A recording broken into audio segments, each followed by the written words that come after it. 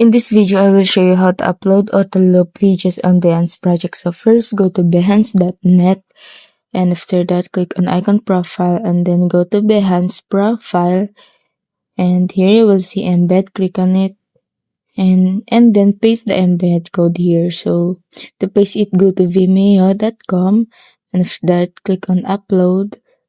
Then choose the file or video that you want to upload, and then click on the video, and then click on appearance, and then scroll all the way down until you see embed. Make sure to turn this on, and then after that, click on embed here, click on copy embed code, and then go back to Behance project and paste it here.